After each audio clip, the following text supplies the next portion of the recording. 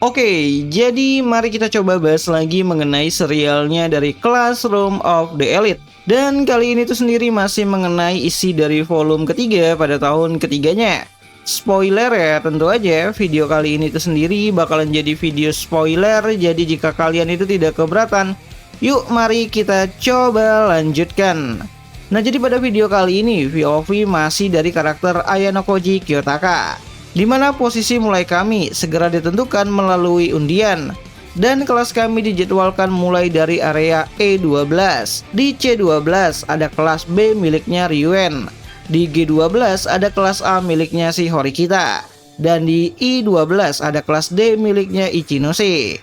Kemudian Sanada meminta maaf karena tidak bisa mendapatkan area pinggir yang dianggap terbaik. Tapi aku bilang untuk tidak perlu dipikirkan. Itu masalah yang tidak bisa dia kendalikan. Dan setelah itu kami diarahkan ke depan tumpukan kardus. Dan penjelasan mengenai barang-barang awal untuk masing-masing kelas pun akhirnya dimulai. Barang-barang di sini adalah perlengkapan awal yang diberikan kepada setiap kelas. Dan isinya sama. Kalian boleh mengambil semuanya atau meninggalkan yang tidak perlu. Tapi setelah ujian dimulai, barang yang ditinggalkan di sini akan diambil kembali dan tidak bisa ditambah. Jadi pikirkan baik-baik bersama apa yang ingin kalian butuhkan. Terang masing-masing sih. Ya, karena ujian ini berlangsung maksimal 3 malam 4 hari, kami benar-benar harus mempertimbangkan barang apa yang akan dibawa. Dan untuk saat ini, karena kami belum tahu apa isi kardus tersebut dan tidak mungkin berdiskusi tanpa melihatnya langsung, jadi kami memeriksa isi kardus tersebut. Dan hal pertama yang langsung mencolok adalah kenyataan pahit. Makanan yang disediakan sangatlah sedikit, sampai jelas terlihat tidak cukup di mata siapapun. Ini kok sedikit banget ya, bahkan kayaknya tidak cukup untuk 1 hari, ucap salah satu siswa dari kelasku. Ya, makanan yang diberikan hanyalah blok makanan nutrisi dan juga air mineral. Dan setelah dihitung, jumlahnya hanya 2 porsi per orang dan tidak ada makanan lain. Jumlah itu bahkan hanya cukup untuk makan siang nanti. Jadi kalau mau makan, kita harus memaksakan diri mendapatkan suplai dari event yang akan berlangsung nanti. Mereka benar-benar niat bikin kita susah ya. Artinya, untuk mendapatkan makanan, kami wajib berpartisipasi dalam event yang akan datang. Itu otomatis meningkatkan resiko bertemu dan bertarung dengan kelas lain. Memang boleh mengabaikan event, tapi jelas persediaan awal tidak akan cukup. Untuk memicu pertempuran, langkah ini memang terasa sengaja dibuat dan sangat memaksa. Kalau dilihat dari aturannya, selama kita bisa terus menghindar, kita tidak akan langsung kalah. Peluru paintball tidak akan habis kalau kita tidak bertarung. Tapi masalah makanan tidak bisa dihindari, di mana si Reishi berkata begitu sambil memegang salah satu kotak blok nutrisi di tangannya. Itu memang kenyataan yang pahit. Kelas yang gagal mengamankan makanan akan kehilangan banyak pilihan strategis. Lalu mereka akan menjadi panik dan akhirnya memaksa diri bertarung secara sembrono hingga gugur. Kami harus memilih mengambil resiko demi suplai, menghindari resiko tapi menahan lapar, atau strategi tengah-tengah. Di dalam kelas, diskusi langsung memanas dan pendapat mulai terbagi. Aku rasa membidik event di dekat kita itu terlalu berbahaya. Daripada ambil resiko bertarung dan langsung kalah, gimana kalau kita sejak awal saja menghindari kelas A dan menyeberangi gunung? Dengan begitu kita bisa lebih mudah menguasai event di area timur laut. Kelas lain pasti malas jauh-jauh datang hanya untuk ribut, ucap Sujio yang mengusulkan hal itu sambil menatap suplai makanan yang sedikit. Tapi Shimazaki langsung menolak. Aku nggak setuju, bisa saja kelas lain juga punya ide yang sama. Dan meski kita memaksa untuk bisa melewati gunung, belum tentu event muncul di timur laut, ucap Shimazaki. Para siswa hanya bisa menebak-nebak lokasi event yang akan datang. Kenyataannya tidak akan diketahui sampai ujian dimulai. Kalau menurutku sebelum event pertama muncul, lebih baik jangan jauh-jauh dari titik start. Ya, rencana Sujio memang bisa menghindari pertempuran, tapi resikonya cukup besar. Tenaga terkuras saat mencoba melewati gunung, lokasi event tidak pasti, dan pergerakan kelas lain tidak bisa ditebak. Sulit menemukan jawaban pasti pada tahap ini, dan untuk bergerak cepat dan aman ke arah utara dari titik start, kelas harus melewati sungai kecil di area G8. Kelas A punya posisi awal paling dekat di sana. Jika kami mengejar itu, kemungkinan besar bentrok tidak akan bisa dihindari. Tidak bergerak, ya bukan aku menolak, tapi itu berarti kalian harus siap berperang langsung dari awal. Kalau 3 VIP kita terkena tembakan di awal, ya tamat sudah. Sujio membayangkan skenario terburuk tersebut saat kalah dalam 1 jam setelah ujian dimulai.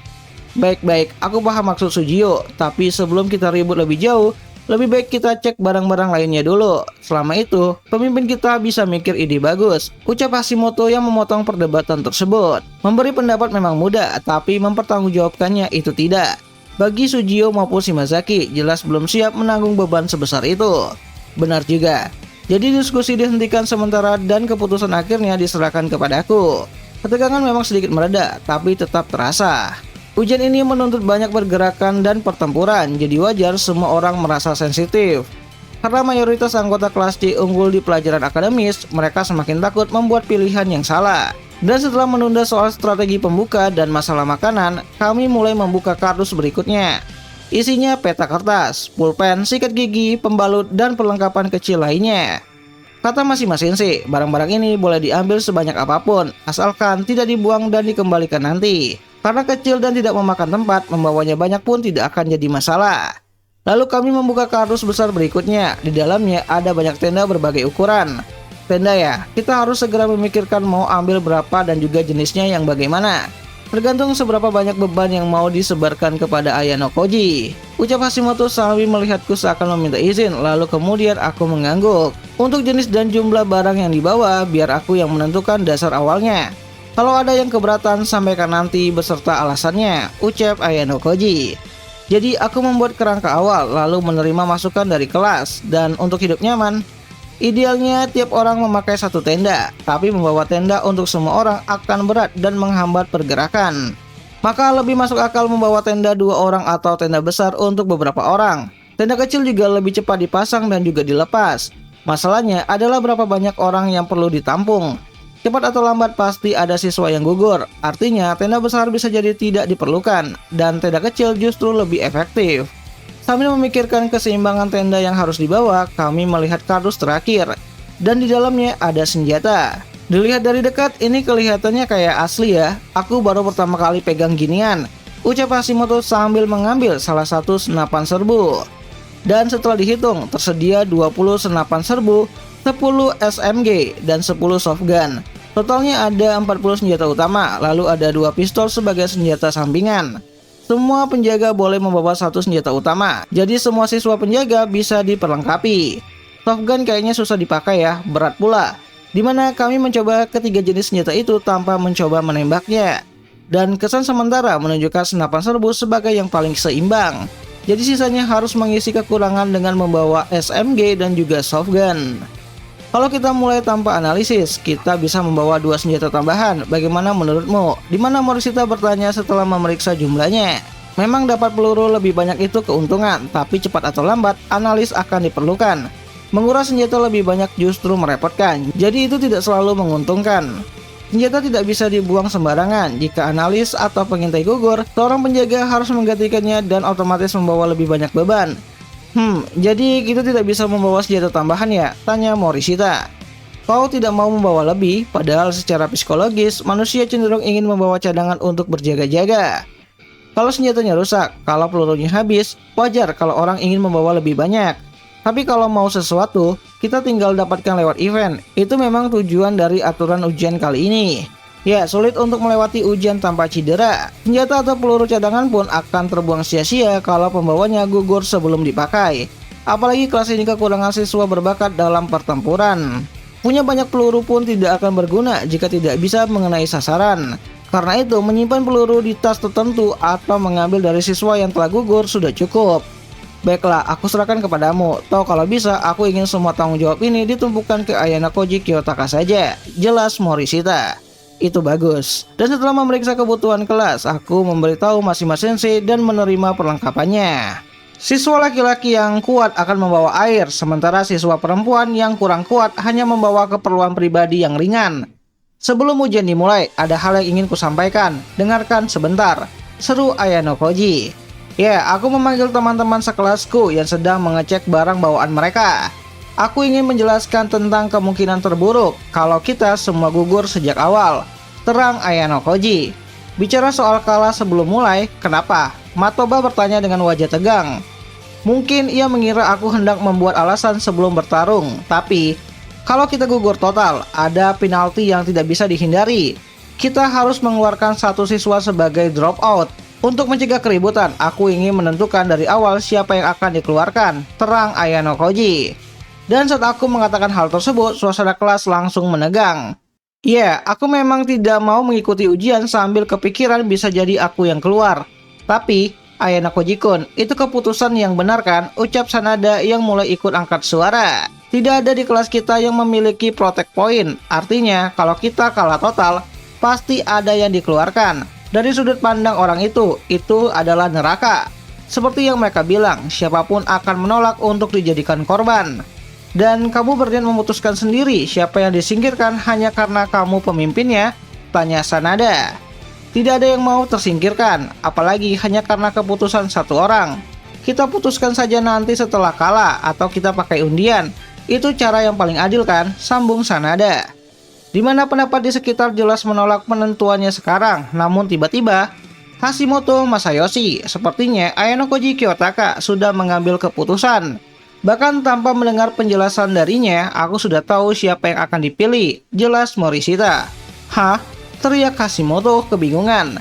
Ya, Morishita yakin sekali kalau yang akan dipilih adalah Hashimoto. Kalau penalti itu terjadi, korban yang paling ideal adalah Hashimoto Masayoshi. Itulah kesimpulan paling adil dan seimbang, jelas Morishita kembali. Iya juga sih, tapi yang benar saja, balas Hashimoto dengan geram. Tentu saja, aku serius, bukankah selain Hashimoto, semua orang akan setuju, tanya Morishita. Ya, kalau bukan dirinya sendiri, pasti semua akan setuju. Nah kan, semua bahagia, tidak ada korban yang tidak bersalah, ujar Morishita. Dan bagaimana dengan aku? Tanya Hashimoto dengan bingung.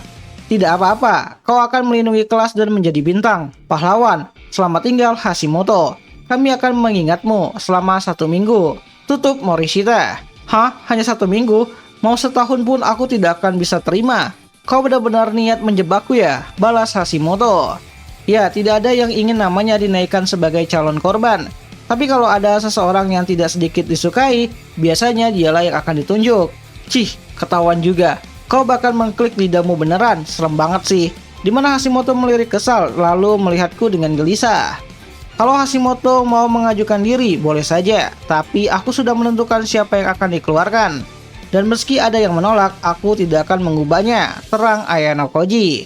Tunggu, kau pemimpin, tapi tidak berarti kau bisa, ucap Matoba. Ya, mendengar itu aku mengangkat tanganku langsung dan menghentikan Matoba. Kalau kita sampai menerima penalti itu, aku yang akan dikeluarkan, terang Ayano Koji. Ya, saat mendengar hal itu, kelas mendadak senyap. Bahkan Mashima Sensei yang tadinya hanya menyilangkan tangan ikut menurunkannya. Kau serius? Kau itu pemimpin tahu? Justru karena pemimpin, aku harus bertanggung jawab. Tapi alasannya bukan itu, aku orang luar yang baru masuk ke kelas ini.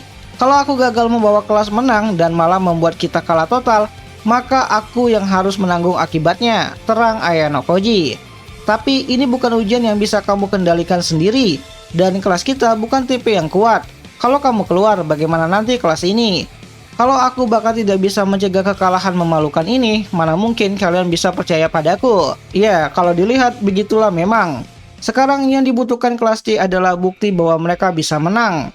Sikapmu sebagai pemimpin memang layak dihargai. Kalau benar terjadi, Ayano Koji Kiyotaka yang akan keluar. Untuk sementara ini, itu sudah cukup menenangkan, ucap Morishita, demi mengurangi beban mental teman sekelasnya. Tapi kalau itu terjadi beneran, kamu harus keluar secara sukarela ya, Hashimoto Masayoshi, sambung Morishita kembali. Kamu ini benar-benar ingin aku keluar ya? Balas Hashimoto. Ya, kali ini Hashimoto tidak akan marah besar. Karena kalau aku keluar, itu berarti dia juga kehilangan kesempatan pindah ke kelas A. Ketika sudah tidak ada alternatif lain, mereka hanya bisa mempercayai kekuatanku. Mashima Sensei, tidak masalah kan jika keputusan ini diumumkan ke kelas lain? Tanya Ayano Koji. Tidak masalah, benar atau tidaknya. Tidak ada larangan menyebarkan informasi tentang siapa yang akan dikeluarkan. Balas Mashima Sensei. Kalau begitu, bolehkah aku minta satu hal lagi? Tanya Ayano Koji. Apa itu? Tanya Mashima Sensei. Jika kami kalah total, tolong pastikan bahwa yang keluar adalah aku, agar keputusan itu tidak bisa dicabut atau diubah nanti, ucap Ayano Koji. Kau benar-benar serius? Tanya Mashima Sensei. Tentu, ini bukan sesuatu yang boleh dikatakan asal-asalan, tutup Ayano Koji. Kalau tidak dipastikan dari awal, aku bisa dianggap hanya omong kosong dan menolak keluar pada saat-saat terakhir. atau lebih buruknya, mengalihkan tanggung jawab ke orang lain.